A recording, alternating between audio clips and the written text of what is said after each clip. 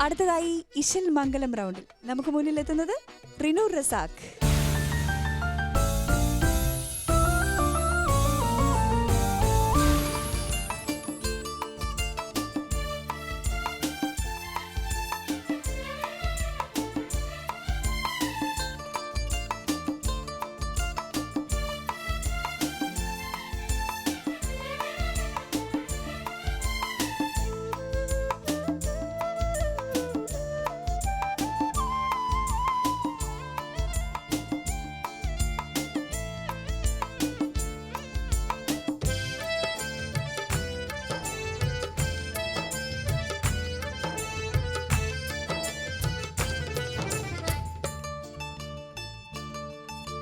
മധുരാഗ മോതിരുന്ന സുഖസുരനാള് സുഖസുരനാള് മണിമാര നണയുന്ന മധുരിതരാവ് മധുരിതരാവ് അരിമുല്ല അഴകല്ലേ അകതാരിൽ അനുരാഗ കുളിരല പടരുന്ന ദിനമല്ലേ അരിമുല്ല അഴകല്ലേ അകതാരിൽ അനുരാഗ കുളിരല പടരുന്ന ദിനമല്ലേ മധുരാഗ മോതിരുന്ന സുഖസുരനാള് സുഖസുരനാള് മധുരിതരാവ് മധുരിതരാവ് അരിമുല്ല അഴകല്ലേ അകതാരിൽ അനുരാഗ കുളിരല പടരുന്ന ദിനമല്ലേ അരിമുല്ല അഴകല്ലേ അകതാരിൽ അനുരാഗ കുളിരല പടരുന്ന ദിനമല്ലേ മധുരാഗ മോതിരുന്ന സുഖസുരനാള് സുഖസുരനാള്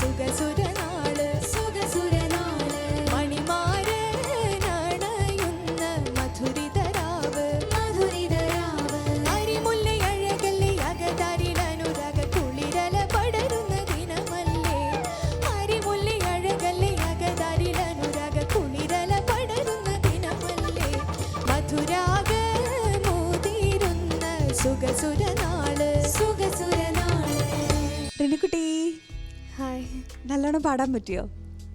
നന്നായിട്ട് പാടാൻ പറ്റും. നന്നായിട്ട് പാടാൻ പറ്റി. നല്ല രസമുണ്ടായിരുന്നു. ആ ഒരു മൂഡ് ക്രിയേറ്റ് ചെയ്യാൻ നമുക്ക് പറ്റിയെന്നാണ് എൻ്റെയും വിശ്വാസം. അപ്പോൾ ഇശൽ മംഗലം റൗണ്ടാണിത് അല്ലേ?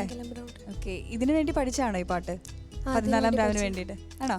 സ്പെഷ്യൽ താങ്ക്സ് പറയാനുള്ള ഓർക്കസ്ട്ര ശരിക്കും എന്താ പറയുക, റിതം ചേഞ്ച് ചെയ്തിരുന്നു. ഒരുപാട് രണ്ട് ടൈമിൽ വരുന്നുണ്ടായിരുന്നു. എന്തായാലും മോള് നല്ലോണം പാടി. ഇനി നമുക്ക് ഫൈസൽ സാറിനോട് ഈ പാട്ടിനെ കുറിച്ച് ചോദിച്ചു നോക്കാം. മോള് പാടിയതിൻ്റെ കമൻസും കേൾക്കാം. ഫൈസൽ സാർ.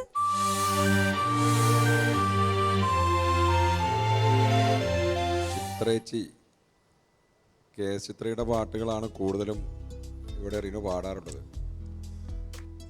ഭക്തിഗാനം 2 അങ്ങനെ തന്നെയാണ് പാടിയത് അല്ലേ? അതൊരു പിന്നെ വേറൊരു പാട്ട് മുമ്പ് ഇശൽ മുറുക്കം പാടിയോ?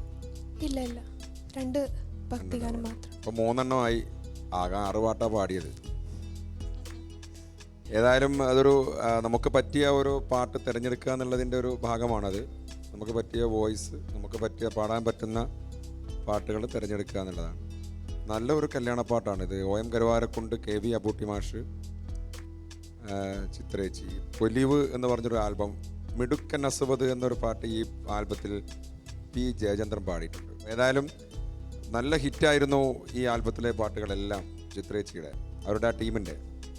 അതുകൊണ്ട് തന്നെ ഈ ഇശൽ മംഗലം എന്ന് പറഞ്ഞ ഈ റൗണ്ടിലേക്ക് പറ്റിയ ഒരു പാട്ട് നന്നായിട്ട് ഇപ്പം നമ്മുടെ ഓർക്കസ്ട്ര അത് ഒറിജിനലായിട്ട് തന്നെ നമ്മുടെ റിതം സെഷനൊക്കെ നന്നായി തന്നെ അവർ ചെയ്തു എന്നുള്ളതാണ്. പിന്നെ മോളെ കൂടെ പാടിയ കോറസ് നല്ല ഒരു എന്താ പറയുക, ഒരു ആ പാട്ട് ചിത്രേച്ചിയുടെ ആ പാട്ട് നമ്മൾ കാണുന്നില്ലെങ്കിൽ ചിത്രേച്ചി തന്നെയാണ് വോയിസ് നമ്മൾ കാണുന്നില്ലെങ്കിൽ, ഇപ്പോൾ കാണുന്നതുകൊണ്ടാണ് പ്രശ്നം. ഏതായാലും അതിന് തക്ക എന്താ പറയുക, അതിനോട് തീർത്തും എത്തും തരത്തിൽ തന്നെ പാടാൻ ശ്രമിച്ചിട്ടുണ്ട് കേട്ടോ. Thank you sir. ഹംസക്ക നന്നായിട്ട് പാടി. Thank you sir. കോറസും നന്നായിരുന്നു, ഓർക്കസ്ട്ര നന്നായിരുന്നു. ചിത്രേച്ചിയുടെ ഈ ഗാനം ഇതിലേക്ക് തിരഞ്ഞെടുത്തതിൽ വളരെ സന്തോഷം തോന്നി.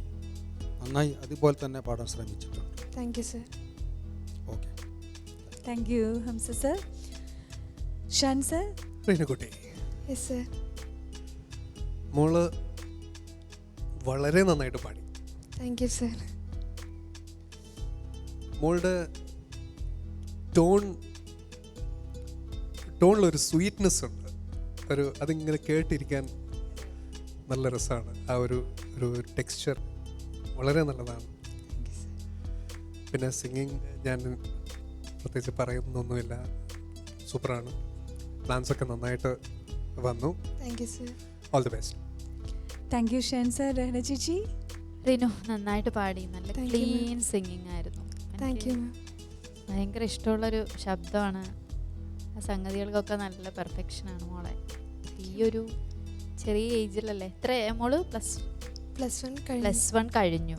അപ്പം ഈ ഒരു ശബ്ദവും പിന്നെ ആ ഒരു സംഗതികൾക്കൊക്കെ മോള് പാടുമ്പോൾ ഞാനെപ്പോഴും ശ്രദ്ധിക്കുന്നുണ്ട്. അത് നല്ല ക്ലാരിറ്റി ഉണ്ടാവാറുണ്ട്. പിന്നെ ഇപ്പം ആ ത്രോട്ടിൻ്റെ അല്ലേ ശബ്ദം, മൂക്കൊക്കെ ഒന്ന് അടഞ്ഞു വരുമ്പോൾ ഒരു ചെറിയൊരു ടോൺ വ്യത്യാസം ഞാൻ കഴിഞ്ഞ ദിവസം പറഞ്ഞിരുന്നു. അപ്പോൾ അധികം പ്രാക്ടീസ് ചെയ്യാതെ ആ ശബ്ദം തിരിച്ച് നമ്മളത് കൊണ്ടുവരണം, അത്രയേ ഉള്ളൂ. ബാക്കിയൊക്കെ മോള് നല്ലൊരു സെലക്ഷൻ ആയിരുന്നു. ഈ ഇശൽ മംഗലത്തിൽ നല്ലൊരു എനിക്ക് സെലക്ട് ചെയ്യുന്ന ഹനീഫ് മുടിക്കോട്ട് സാറാണ്. സാറിന് താങ്ക്സ്. ബാദുഷയുടെ എല്ലാവരുടെയും അല്ലേ, നിങ്ങൾ കുറേ പേർക്ക് ഹനീഫ സെലക്ട് ചെയ്ത് കൊടുക്കുന്നത് നല്ല സെലക്ഷനാണ്. അപ്പോൾ എന്തായാലും മോളെ നന്നായിട്ട് പാടി. Thank you ma'am. Thank you Rahana ചേച്ചി. റിനുകുട്ടിയെ, അപ്പോൾ നല്ല കമൻസൊക്കെയാണ് കേട്ടത് അല്ലേ? ചിത്ര ചേച്ചിയുടെ എന്താണ്, ഫൈസൽ സാറിൻ്റെ കണ്ണടച്ചപ്പോൾ ചിത്ര ചേച്ചി പാടുന്ന പോലെ തന്നെ തോന്നി എന്നൊക്കെ പറഞ്ഞു അല്ലേ? നല്ലൊരു കമൻറ്റാണത്. നമുക്കിനി മാർക്ക് ചോദിച്ചു നോക്കാം. ഫൈസൽ സാർ. 28 മാർക്ക്. 30ൽ 28 മാർക്ക്. ഗുഡ്. രഹന ചേച്ചി 28. താങ്ക് യു മാം. 30ൽ 28 മാർക്കാണ് രഹന ചേച്ചി നൽകിയിരിക്കണേ. ഇനി നമുക്ക് ഷാൻ സാറിൻ്റെ മാർക്ക് ചോദിക്കാം. Shan sir. 28. Thank you sir. 30ൽ 28 മാർക്കാണ് ഷാൻ സാറ് നൽകിയിരിക്കണേ. ഇനി നമുക്ക് 10ൽ എത്ര മാർക്ക് ഹംസ സാറ് നൽകുന്നതെന്ന് നോക്കാം. ഹംസ സാർ. 9 മാർക്ക്. 10ൽ 9 മാർക്കാണ് ഹംസ സാറ് പെൺകുട്ടിക്ക് തന്നിരിക്കണേ. അപ്പോൾ നമ്മുടെ ടോട്ടൽ സ്കോർ വന്നിട്ട് 100ൽ 93 മാർക്ക്. നല്ല മാർക്ക് അല്ലേ? കൺഗ്രാറ്റ്സ് മോള്. അപ്പോൾ ഇനിയും ഇതുപോലെ തന്നെ നല്ല പാട്ടുകളൊക്കെ പഠിക്കുക, നല്ലോണം പെർഫോം ചെയ്യുക, നല്ല ചിരിച്ചൊക്കെ പാടിവിടുക. എന്നിട്ട് അതുപോലെ തന്നെ കൂളായിട്ട് വരും. Okay, all the best. Thank U. Thank you.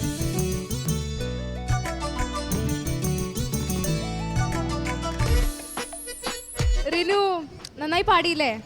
93 കുഴപ്പമില്ല. മാർക്സ് കിട്ടി. എന്താ പറയാനുള്ളേ? സന്തോഷം തോന്നുന്നു. സന്തോഷം മാത്രമേ ഉള്ളൂ. ഓർക്കസ്ട്രക്കാരോട് മെയിൻ താങ്ക്സ്. ഓഗസ്റ്റ് നന്നായി നല്ലോണം സപ്പോർട്ട് സപ്പോർട്ട് ചെയ്തല്ലേ? ചെയ്തു. പിന്നെ കോറസ് നന്നായിട്ട്. പാട്ട് സെലക്ഷനെ കുറിച്ചിട്ട് ജഡ്ജസ് നന്നായി പറഞ്ഞു. ആരാ പാട്ട് സെലക്ട് ചെയ്തേ? എനിക്ക് പാട്ട് സെലക്ട് ചെയ്തത് ഹനീഫ് മുടിക്കോട് എന്ന സാറാണ്. ഉപ്പാക്ക് എന്താ പറയാനുള്ളേ? ഈ സെലക്ഷൻ ഒരു പ്രധാനപ്പെട്ട ഘടകമാണ്. അപ്പോൾ കഴിഞ്ഞ റൗണ്ടുകളൊക്കെ സെലക്ഷൻ്റെ ഒരു പ്രശ്നം കാരണമാണ് മാർക്ക് കുറയാൻ സാധ്യത വന്നത്. അപ്പോൾ ഈ സെലക്ഷൻ ഞങ്ങൾ ഏറ്റവും സഹായിച്ച ഒരു വ്യക്തിയാണ്. ഈ മലപ്പുറം ജില്ലയിൽ നിന്ന് കേരളത്തിൽ നിന്ന് മലപ്പുറം അറിയപ്പെടുന്ന വ്യക്തിയാണ് ഹനീഫ് മുടിക്കോട്. അദ്ദേഹത്തിന് ഞാൻ എൻ്റെ ഫാമിലിയുടെ പേരിൽ ഒരു നന്ദി പറഞ്ഞു. പിന്നെ കൂടെ കോർസ് പാടിയ റിയാന, പിന്നെ ഗിബിയ, അവരുടെ സപ്പോർട്ടും അവർ നന്നായി സപ്പോർട്ട് ചെയ്തു. ഇപ്പം ഇനിയും ഇങ്ങനത്തെ തകർപ്പൻ പെർഫോമൻസ് കാഴ്ചവെക്കാം. ഞങ്ങൾക്ക് എക്സ്പെക്റ്റേഷൻസ് ഇപ്പോൾ കൂടുകയാണ്. അപ്പം നന്നായി പാടാം. Thank you. All the best. നാണം വിടരുന്ന വിഴിയിണകളിൽ ഇശൽ നിലാവിനെ ഒളിപ്പിച്ചു വെച്ച് Mr Light presents Malabar golden diamonds 14ാം രാവിൻ്റെ ഇന്നത്തെ സംഗീത സഭ ഇവിടെ അവസാനിക്കുന്നു. അടുത്ത രാവിൽ വീണ്ടും കണ്ടുമുട്ടാം. അതുവരേക്കും a big bye from the entire crew of 14ാം രാവ്.